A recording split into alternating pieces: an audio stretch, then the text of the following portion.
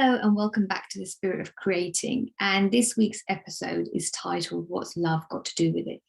And I wanted to talk about creating art from two spaces. And I think in life we create everything from two spaces, either love or fear, foundationally.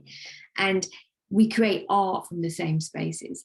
And I was thinking about how a few years ago, well, about 8-9 years ago, before I had a business and I would make art, I used to do it from quite a different space, and it was completely fear-based. I was in a job, I was working, and I worked in education, so I had chunks of holiday, and every holiday in the 6 weeks, I would just say, right, this is the time allotted.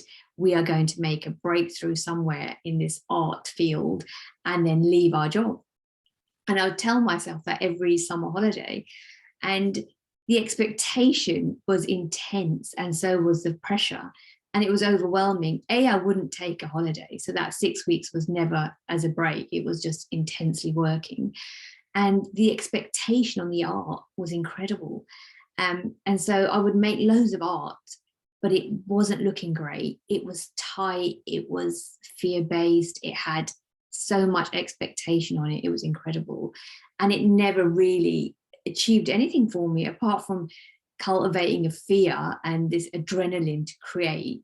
And it moved me to make art, but the art wasn't great and I didn't enjoy the process. So even if it had got me to the outcome I'd wanted, it would have been pointless because I hadn't enjoyed the journey to get there. And that means I'd have to carry on in that vein if I'd wanted the outcome.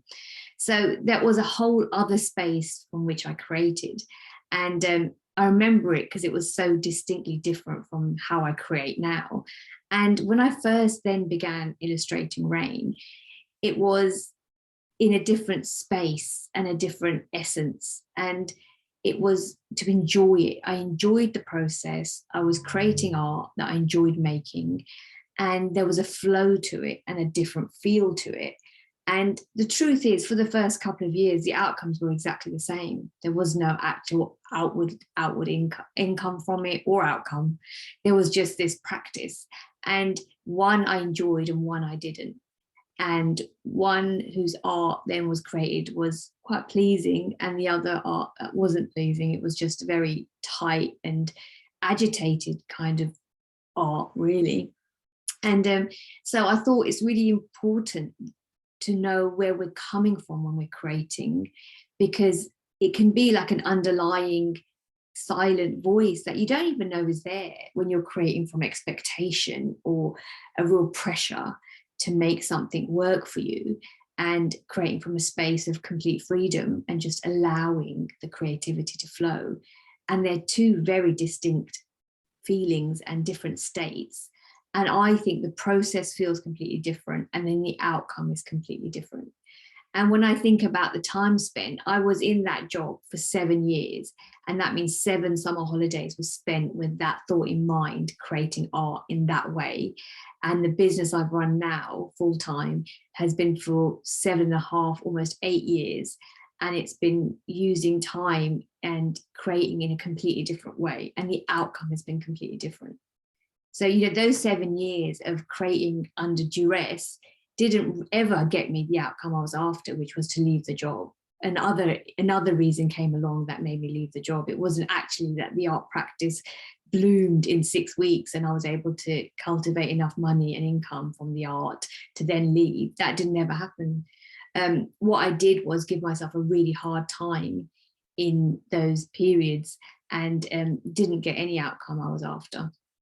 So I think it's really important to look behind the reasons why we're creating and how we're creating, and what mental and emotional space we're coming from, and what pressure we're putting on our creative practice and our outcomes, and how much freedom there is in there.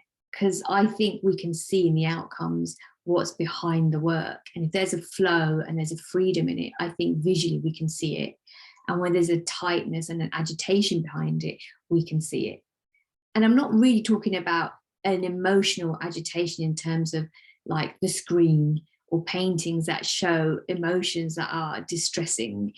it's just actually the space from which they're created in terms of, oh, I'm creating this so I can hopefully leave my job, or I'm creating this so hopefully it can make me an income. That is quite a different space to create from than just our emotional state. If we want to express it, that's different. So I wanted to kind of do an episode today just to kind of tweak people's thought processes in thinking, am I creating from a space of love and freedom, and or am I creating from a space of fear and overwhelming expectation? And what is the outcome I'm ending up with? And am I enjoying the process, more importantly? Is this a process I could continue doing? Or is this process going to burn me out in the end and it's not going to be productive for me?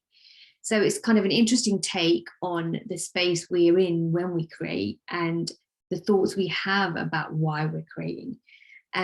So if you have any questions or any thoughts about today's episode, you can always email me at illustratingrain@gmail.com. And I will be back next week with another episode, and see you then.